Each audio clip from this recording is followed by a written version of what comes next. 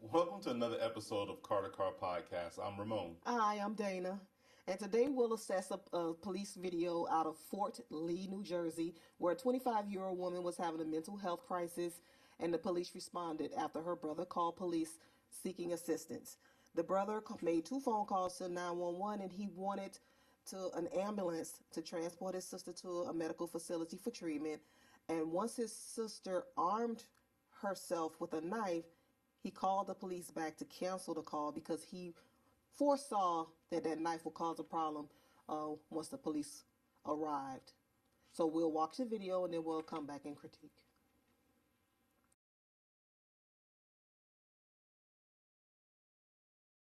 He's having a mental crisis. All right, we'll send an ambulance and an officer over for. Just the ambulance is fine. It's a mental health. We have to send officers also. Hey, is it you? You had a knife? No, it's not me. So who is it? Who's dealing with this? Who has that knife? It's my sister. Who's dealing with the mental health crisis? Who's having a nervous breakdown right now? It's my sister. Yeah, I'm not.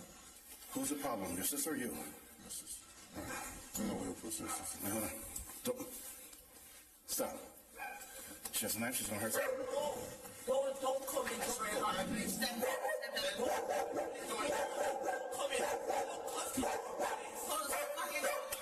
What's going on? No, we gotta get the dog in first. Because he's All right, put the dog in. Let's go. We gotta go. Open the door. Open the door. Open the door, ma'am. You have the key? Open up the door, ma'am. Is someone home? Yes. This is open the door.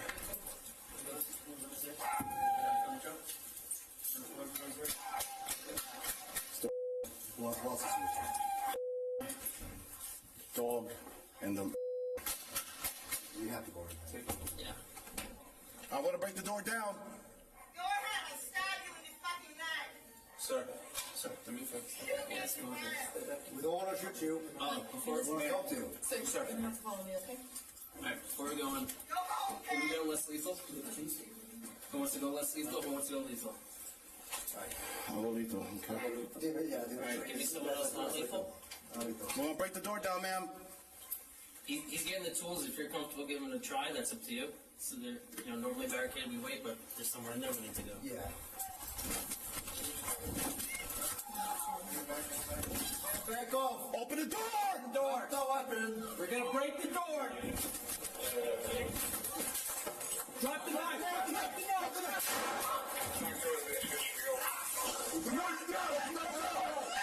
Put the knife down.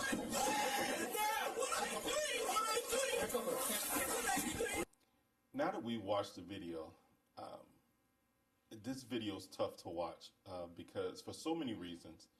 My heart goes out to the family. My heart goes out to the police officer because I know that our number one goal is not to kill someone, take a life, especially in the circumstance of a mental illness.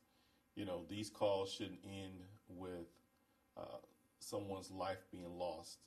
And it's saddened that how this happened. When we look at the video, we see the brother almost pleading with 911 to, hey, trying to stay calm and somber. Hey, can you just cancel the call? Understanding his sister's in a mental health crisis, but, we see, and I'm sure he's seen before, how some of these incidents can happen. And, his worst nightmare came to fruition. And when I look at this, I just wish that maybe the sergeant, once they devised their plan, could have done just a little bit better job of shifting the person who was lethal and being non-lethal, and just had a taser or even the 40 millimeter, which is the beanbag gun. We have to use a little bit more care when we're dealing with these situations, and so just very tough. What do you think? Yeah, I think it's a tough situation. I think the policy for the police department needs to evolve because the dispatcher, once the brother called back to cancel, the dispatcher said, no, you can't cancel a mental health call. And that should be, it should be able to do so. Once you ask additional questions, is everyone okay? Then they should be able to cancel. But if you don't want to cancel just over the phone and you want the officers to respond, the policy should stay once you get there and you assess and you see that everybody's okay and that everyone does not want your assistance, it's okay to leave. And so I think that didn't occur because once they got there, they did assess to see everyone's okay. The brother said he was okay, said he wasn't threatened with a knife. The mom said, go away. I mean, it was in a contentious way. The sister said, go away. But they were fine. You could see that they weren't harmed or injured, and they were in their right mind, so to speak. But coherent enough to know that they were okay and did not need the police service at that time.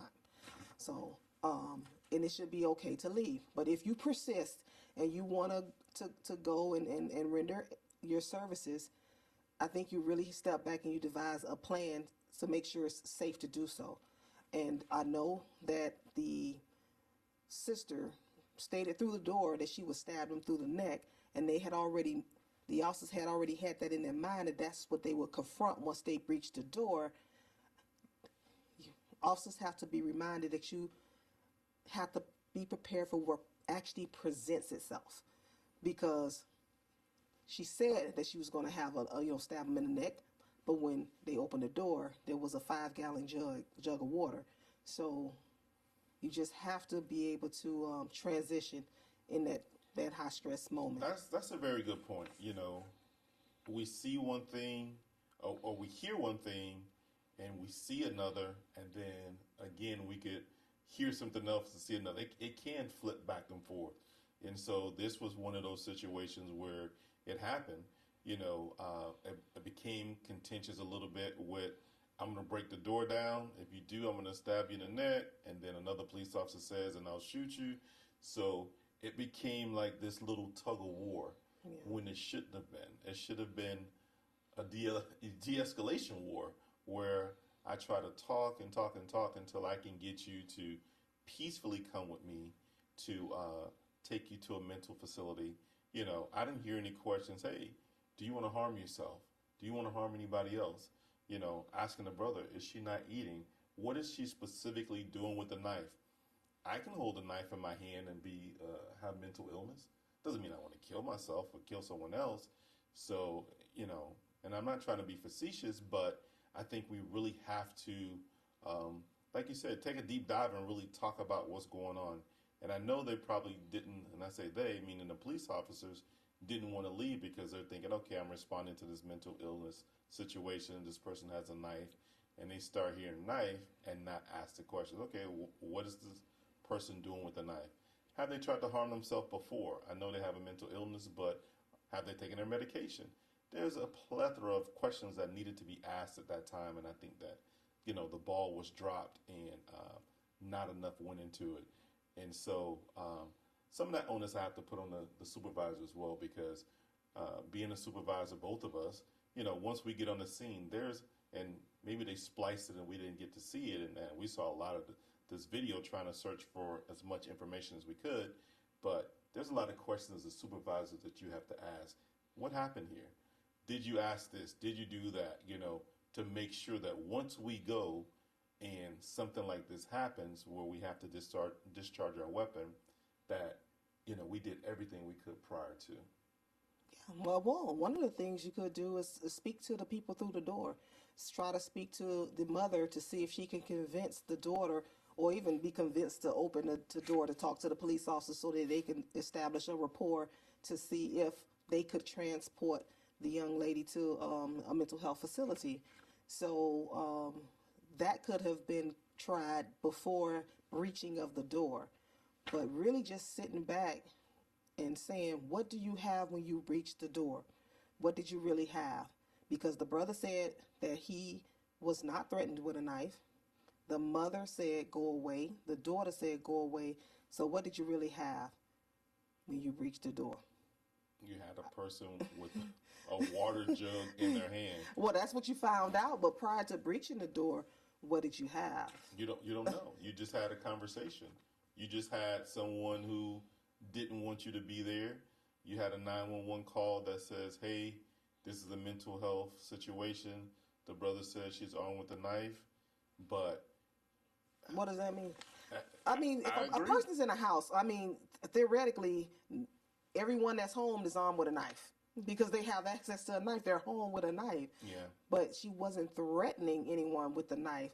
She could have said, "Oh, I had this knife. I was going to cut an apple. I was going to, make a peanut butter and jelly sandwich." So you just never know. Just because she's home and she has a knife, she wasn't threatening people according to the statements the information that was received. She wasn't threatening anyone.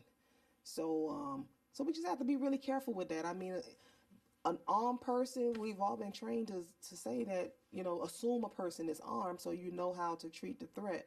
But this was just a heartbreaking situation because I can see on both sides how if the policy says that you can't cancel a mental health call, how they can feel obligated to stay in a situation where they really didn't have much because the brother didn't want help anymore from officers and the mother didn't want help and the young lady didn't want help too. So if no one wants your help, you leave. Let me ask you this. I'm glad you're kind of going down that rabbit hole. Is there a time, and we both were in communications, and I'm trying to think about this now.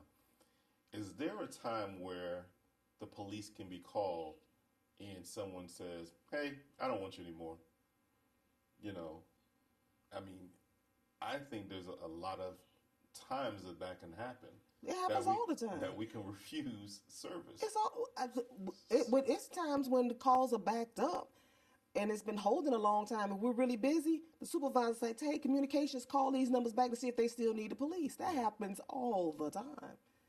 All the time. So, but if, like I said, the dispatcher said the policy was that you can't cancel mental health, okay, amend the policy. Once the officers arrive, they'll assess that everything's okay. Now, it's time to go. Everything's okay. Everything's good here. Nothing to see. Yeah, this is tough. Like I said, this is one of those calls that requires someone who is patient, and that's why in the city of Miami, that's why we had these crisis intervention teams, the officers that are trained that actually want to do this, and they're there and they take the time out to de-escalate and talk as long as it takes, because sometimes it takes these conversations that last 30, 40 minutes. And so, maybe even longer. And so sometimes even when that one particular officer is talking, the person may not like their voice or like the conversation, and somebody else jumps in there.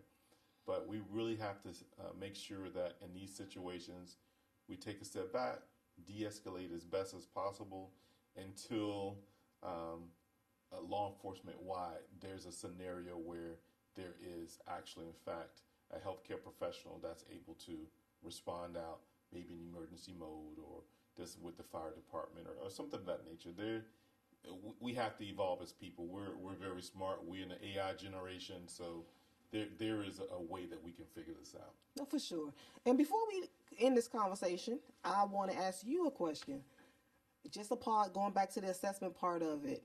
Okay. If they would not have shot the young lady and they were able to get her in custody with just a water jug in her hand, what were they going to take her for? What did you have? You breached the door. It's a water jug. You don't shoot. So now what? You have nothing. You have because those critical questions weren't asked. Hey, do you want to hurt yourself? They even though she was agitated or whatever, they still could ask the questions. Hey, do you want to hurt yourself? Have you been eating? Are you? She was clothed. Are you taking care of yourself? Like, there's some critical questions that needed to be asked in order for this to continue to play out. And like I said, the video seems straightforward. It doesn't look like there was too many edits for us not to be able to give a very accurate account of this. And so I think there's just a lot more conversation that should have been had between the door being slammed in my face because I don't want to see the police, or I'm gonna knock the door down and then a shooting happens.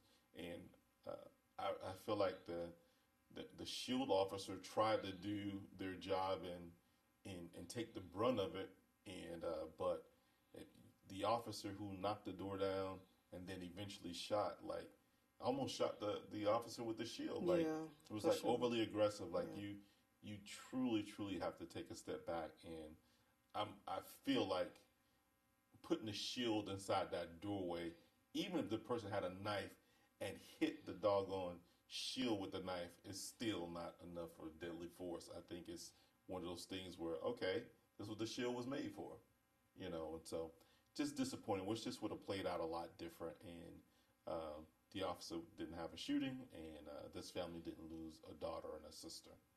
Absolutely. So with that, thank you for watching another episode of Car to Car Podcast. Please be sure to like, share, and subscribe, and comment. Till next time.